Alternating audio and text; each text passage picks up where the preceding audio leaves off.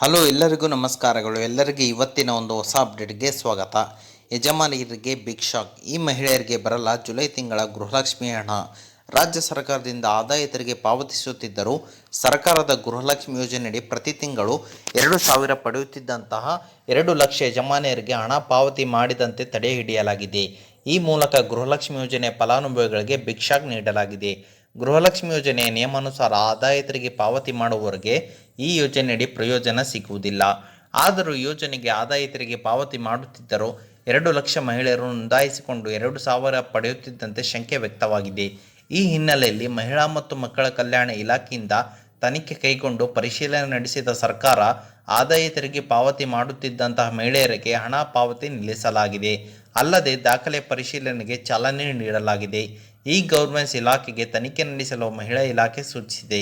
ಈ ಕಾರಣದಿಂದ ರಾಜ್ಯದಲ್ಲಿ ತೆರಿಗೆ ಪಾವತಿದಾರರಾದ ಕಾರಣ 2 ಲಕ್ಷ ಮಹಿಳೆಯರಿಗೆ ಜುಲೈ ತಿಂಗಳ ಗೃಹಲಕ್ಷ್ಮಿ ಹಣಕ್ಕೆ ತಡೆಯನ್ನು ಇಲಾಖೆ ಬಿಗ್ ಶಾಕ್ ನೀಡಲಾಗಿದೆ. ಮತ್ತು ಕರ್ನಾಟಕ ಸರ್ಕಾರದ ಮಹತ್ವಾಕಾಂಕ್ಷಿ ಗೃಹಲಕ್ಷ್ಮಿ ಯೋಜನೆಯಡಿ ಇದುವರೆಗೆ ರಾಜ್ಯದ 2 ಲಕ್ಷ ಮಹಿಳೆಯರು ಫಲಾನುಭವಿಗಳು ಆಗುವುದಕ್ಕೆ ಸಾಧ್ಯವಾಗಿಲ್ಲ. ಇದಕ್ಕಿರುವ ತಾಂತ್ರಿಕ ಅಡೆತಡೆಗಳನ್ನು ನಿವಾರಿಸಲು ಅಭಿಯಾನದ ಮಾದರಿಯಲ್ಲಿ ಫಲಾನುಭವಿಗಳ ದತ್ತಾಂಶ ಇಳಿನ ಪ್ರಕ್ರಿಯೆ ನಡೆಸುವಂತೆ ಬ್ಯಾಂಕ್ಗಳಿಗೆ ಸರ್ಕಾರ ಮುಖ್ಯ ಕಾರ್ಯದರ್ಶಿ ತಿಳಿಸಿದ್ದಾರೆ. ಮತ್ತು ಗೃಹಲಕ್ಷ್ಮಿ ಯೋಜನೆಯ ಅನುಷ್ಠಾನಗೊಂಡು 1 ವರ್ಷ ಪೂರೈಸಿದ್ದು ಇದುವರೆಗೆ 27,000 ಕೋಟಿ ರೂಪಾಯಿಗಳನ್ನು ಫಲಾನುಭವಿಗಳ ಖಾತೆಗೆ ರಾಜ್ಯ ಸರ್ಕಾರ ಜಮೆ ಮಾಡಿದೆ.